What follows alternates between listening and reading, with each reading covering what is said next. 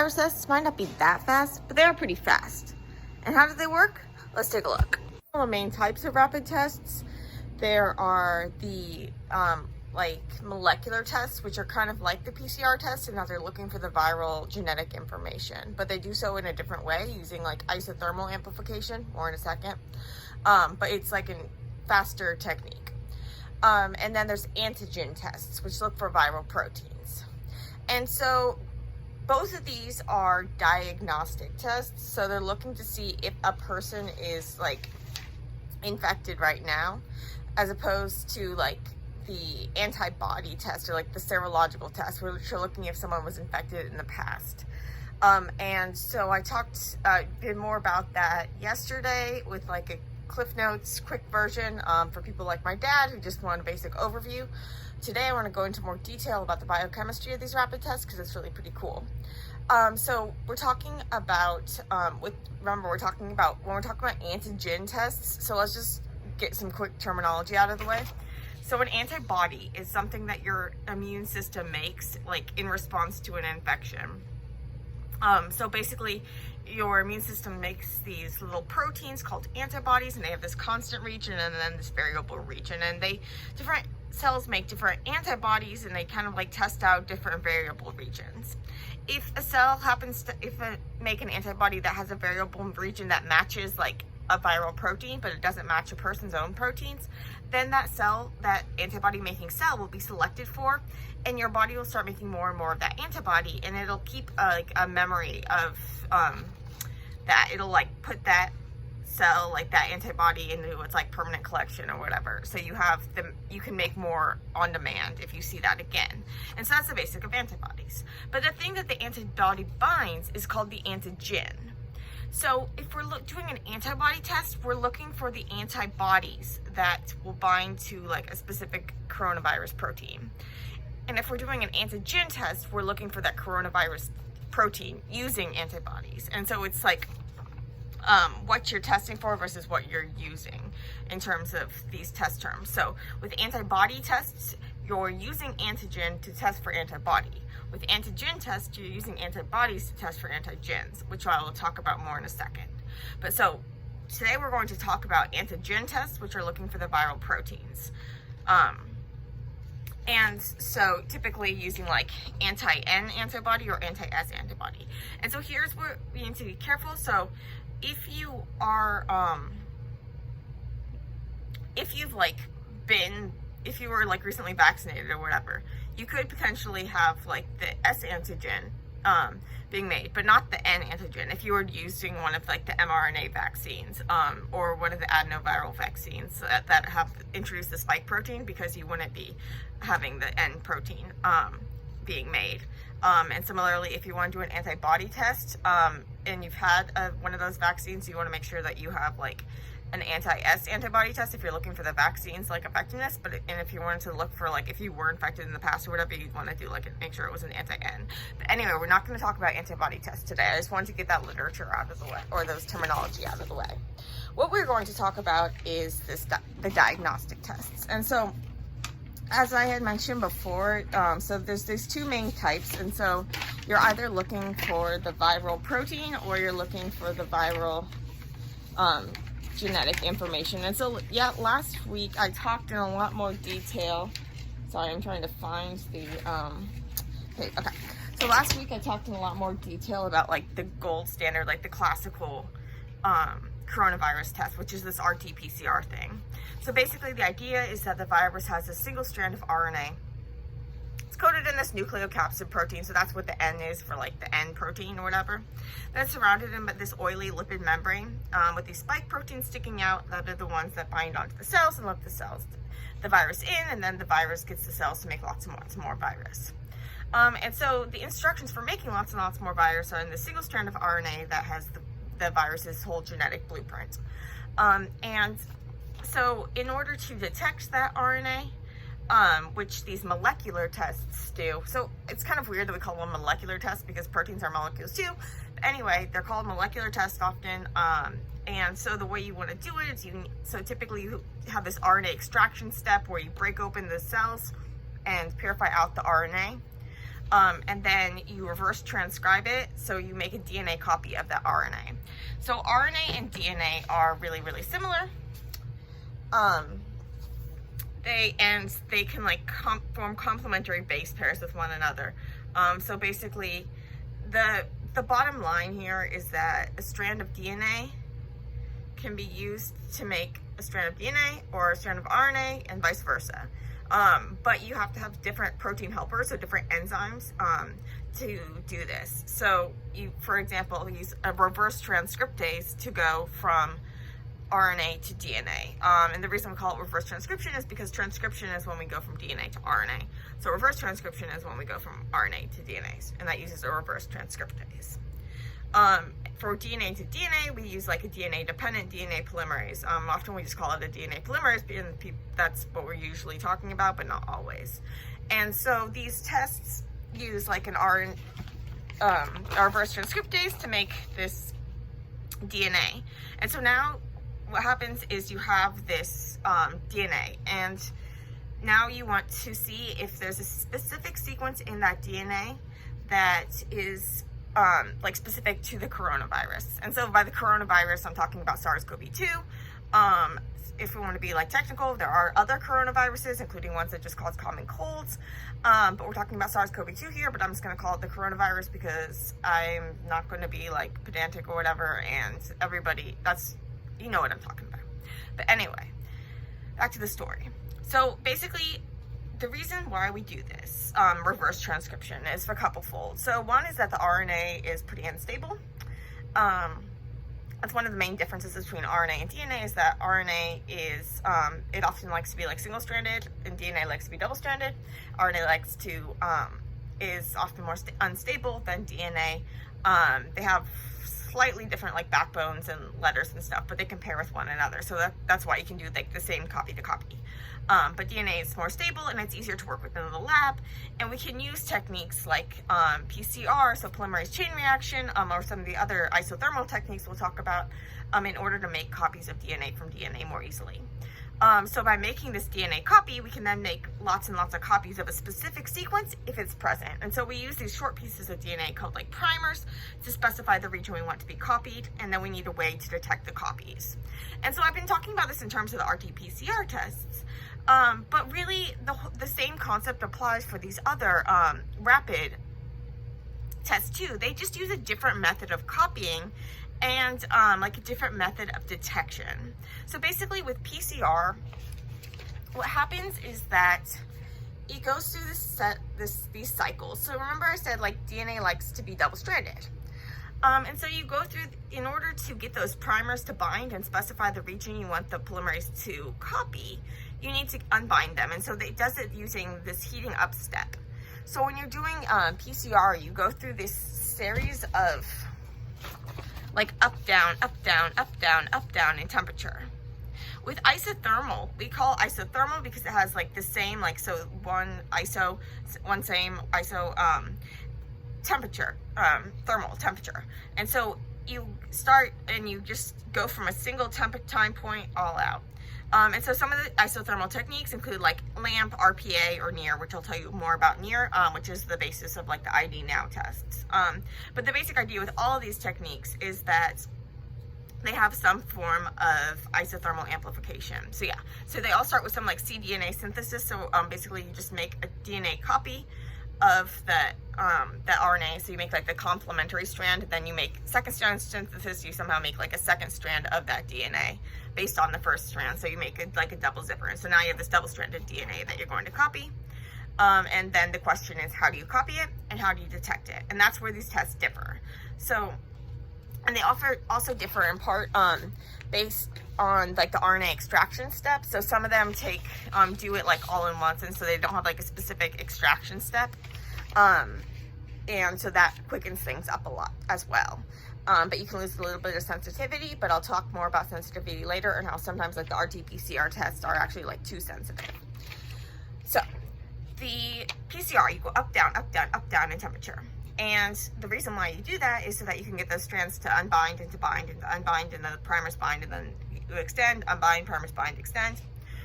So how are you able to do it with isothermal amplification? And the reason why is that you can use like different, you use different, different enzymes, so different protein to help. And so the basic overview of this technique is is that, or let me just show you how. So I'm going to talk about the ID now test. And so it uses this thing called NEAR, which is nicking endonuclease amplification reaction. And so instead of using like primers, it uses like what it calls starter pieces called like templates. And so basically they bind, and what they're going to do is they create this double-stranded region, similar like to what you would see with RT-PCR, with PCR. But then instead of raising the temperature to get that other strand off, they use these enzymes called nickases. So you might have heard of restriction enzymes. Those are site-specific endonucleases, so DNA cutters, but they cut both strands of DNA. A nickase is only going to cut one strand, but these nickases recognize specific sequences and then cut one of the strands. And so they designed this so that they have that specific sequence in part, like right outside of the part that you're cutting. And so when you, that you're copying. And so each time you make a copy and then you add, the nickase can then go and cut that copy off. And then once it's cut, it's easier to push it off. And so then the next piece can come and it pushes it off when it goes to copy. So now you're making these copies of one of the strands and you're pushing it off. You're pushing it off. You're pushing, you're cutting, you're pushing, you're making, you're cutting, you're pushing, you're making, you're cutting, you're pushing. And so you end up with all these like strand copies. And what they're gonna, so now you need a way to look at them. And so with the RT-PCR, we had these probes. We had these probes that bind in the copied region. And then when they get, when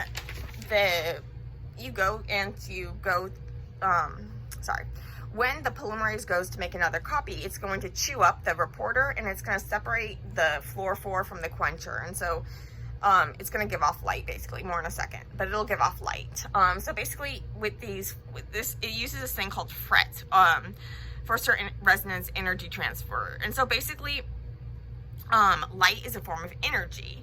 When you give, so when you have shine light at a fluorophore at a wavelength that it likes, so waves are a form of energy too. So if you have like a wave of light at the energy that fluorophore likes, it can absorb that energy and then it can release that energy in the form of light again, but in a lower, like a longer wavelength, lower energy light, because it uses up a little bit of the light because it like vibrates and stuff. And so you'll see a lower energy, but but it'll be like a specific wavelength that you'll be able to detect, and you know what to look for and that sort of thing.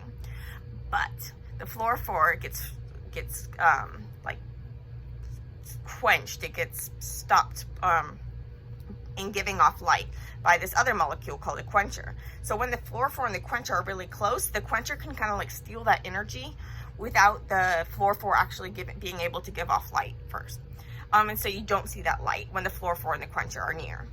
And so when we did with the probes for the PCR tests, the fluorophore and the quencher are on opposite sides of these linear probes, but they're close enough that they can quench. And then when you chew them, then they come apart and you can see the fluorescence. With these, this uses something called a molecular beacon. And so basically it's similar in that you have like a fluorophore and quencher on one side of this like DNA strand, but in this case it's, or it might be an RNA, I don't remember, but it's looped, like you have a hairpin. And so when you have this hairpin, they're stuck together, and then, but when that hairpin, it has the sequence that will bind to a region of the copied sequence. And so when you make a copy, then that molecular beacon can bind to that copy, and now it'll give off the light. It'll fluoresce because it's the quencher and the fluorophore are far apart enough. So with this one, it's like a longer piece of, it's a longer strand, and so you have farther separation. And so yeah, so a little more detail. So the first, and how just this all works. And so first you have a reverse transcriptase. It's going to make a DNA copy with like an undefined end wherever it like runs out of steam or falls off. And then you have this strand, and then another starter piece is going to come, and when it comes and binds, it pushes this one off, and then the second starter piece can bind to the released first strand and get extended by a DNA polymerase. And now you have the nickase site, so that gets cut. And then that gives DNA polymerase a free end to copy from, and giving you this near amplification complex ready to get exponentially copied. So you make lots and lots of copies. And so it has these adapter regions, which are where the nickase sites are, so that you keep the nickase site in when you're making the copies. And so then the nickase is bind and cut, and then the polymerase fills in the gaps, and then the nickase is bind and cut, and the release pieces go bind the starter pieces, and they get filled in by the polymerase, which gives you more of those, which gives you more of those, so you can make a lot and a lot. And then those can all get bound by the what do you call it? By the molecular beacons. Sorry, the light's turned off again because I do stuff. This is what happens when you're a morning bird and you get here before anyone else in the lab. Okay, so that is one rapid test, so one molecular test. So there are also other ways for isothermal amplification, including like RPA and some other methods. Some of them use like this like weird circularization where like one strand is like circularized and then go like in, and just kind of like, it's, Google it and you'll see a bunch of different things. And so different techniques use different methods, but the key thing is that you're using a single temperature, and this is often just like at room temperature. So it makes it a lot easier because you don't need a special machine. You just need like I don't know. But you can do it with a lot simpler equipment, and it can be done like in the field and that sort of thing. So like with the ID Now test, it's really like modular, and so they take a sample and they put it in this mixy thing, and then they do it, it's all in this like these like pods and stuff that you put in. So the key, and it says it's like 15 minutes so, but the thing is that it's like 15 minutes for that one sample, whereas opposed to, but you can only do like one at a time, and so then you have to wait and do another one and do another one. And with like a PCR testing, you can do like a ton of samples at once. So for like the individual person, it might take you longer to get your results, but overall it's a lot more efficient. And okay, so that's one type of the amplification tests. And then the other type I wanted to tell you about was antigen tests. And so remember, by antigen we're talking about like the viral protein. And we're going to use antibodies though to test for that viral protein, because antibodies will bind to an antigen. So for example, we can use anti-N antibodies to test for the N protein, so the nucleocapsid protein, which is the protein that like surrounds the RNA in the virus, and it protects it and helps it package it and all of that stuff. And there's like a lot of it, so it's easier to detect than like other viral proteins.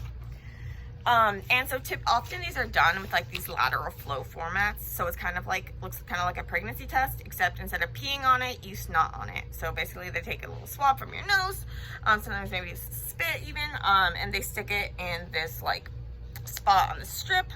And then you see a colored band, or at one spot or another spot. So sometimes these are done with like machines or whatever, and so you don't actually see the bands, because if they're done with like, if you're done with like a colorimetric method, so it's like something colored, you can like actually see it. Sometimes they do it with like a fluorescent method, so we talked more about fluorescence before, but that's where you have to like shine a wavelength and it gives off a wavelength, and so that's more sensitive. And so if you don't have as much sample, you can detect it, but with colorimetric methods you don't need like the fancy equipment. But so with this technique, we're not making lots of copies, so we need some, it's going to be less sensitive than the PCR test, which is not necessarily a bad thing, because the PCR test can be like too sensitive. So even if a person's not like really contagious, it can still be shedding like dead virus, like RNA and that sort of thing, which isn't harmful, but it'll still pick up as a positive test. But with an antigen test, it's more likely that the person is actually like contagious at that point. And so you don't need as, because this test isn't as sensitive, and it's also detecting like the viral proteins and not just the viral RNA that could be shedding and stuff. But anyway, so basically you take this sample and you add it to this strip. And so what happens in this like dot in this strip is actually, it has this like conjugate pad. So conjugate is like when two molecules are stuck together with covalent bonds. So with these like strong bonds, so it's not just like they can come off and on and off. These are like the kind of bonds that hold molecules together. So like they hold the H's to the O's and H2O, like they're covalent bonds. And so the conjugate pad, what we're talking about conjugate here, is that you have anti-N antibodies conjugated, so like they're attached to like a fluorescent or some sort of colored bead. And so you have this bead, and then attached to it are these anti-N antibodies. So these are antibodies that will bind to the nucleocapsid protein. And so the antibodies are attached to this bead, this labeled bead, and so if we can detect the bead, we can detect the antibody. But the antibody is not what we're looking for. We're looking for the antigen. So what we're going to do is we're going to make like a sandwich where we have the antibody binding to the antigen, binding to the antibody that's on this bead. So basically, we want to so that's going to the antibody is in two places. It's on this, sticking off from this bead, and it's also stuck to a line on the pad that the liquid is going to flow through. So basically the liquid is going to flow like using like capillary action or whatever, like when you get a paper towel wet and the water kind of goes through, because water is really sticky and then it like pulls everything else with it. And so that's going to happen here. So your sample is going to flow through, and so you have it encounter different things on its way. So at first you're on this conjugate pad where you have this fluorescent bead attached to these antibodies, these anti-N antibodies. And when you mix it with the sample, if there's N protein in there, then that N protein is going to get bound to the antibodies bound to the bead. So your N protein is now bound to this bead indirectly. And so now when it flows through, it's going to reach this anti-N line. And so this is the line where it has these anti-N antibodies. So if the beads are attached to if the N protein was present, so if that antigen was present, then it will get stuck to this anti-N antibody. So this N is going to be attacked from both sides. So it's stuck to the bead, and then it gets stuck to the antibody that's on the line. And then if any of the beads that aren't bound to N, they're just going to flow through, and they're going to get stuck at this anti-N antibody line. So these are antibodies that bind to the anti-N antibody. And so this is like your control line. So that showing that like the conjugate pad, that all worked fine. But the N protein wasn't there, so these antibodies didn't bind to the N, so they didn't get stuck at the anti-N line, so they go all the way to this other line. And so that's how you can tell if it's positive, you'll get the color, you'll get the fluorescence or whatever the readout is at this first line. And if not, it'll get the second line. And so, yeah, so the details are going to vary from test to test, and some like use fluorescence, some use colors. And so sorry, I've kind of like gone back and forth between different terminologies and that sort of thing. And part of it's just because I'm not sure what exactly the different tests are using or which ones we're talking about. So let's quick note about the sensitivity before I go. Okay, so with the idea with the RT-PCR is super sensitive because you're making like a lot of copies, and then you are detecting those copies. And even the IPA methods are more sensitive than like the antigen test too, because there you're making lots of copies as well. And so it'll vary from test to test, and it'll also vary from like where you take the samples, whether you're doing the full like RNA extraction or whatever. But the bottom line is sometimes too sensitive is a bad thing. I can't find the figure that I'm looking for. Oh, here we go. So in the beginning of an infection, so like when the virus gets into you and then it like starts making lots of copies, and then you start battling the virus, and then you can like keep shedding this like dead virus RNA. And so this could still get detected by the PCR, and show up as a positive test, often with like a high CT count. Which means it takes a lot of samples before the signal gets above the line. Look at the RT-PCR video I made if you're confused about that still. But they're not really contagious at that point.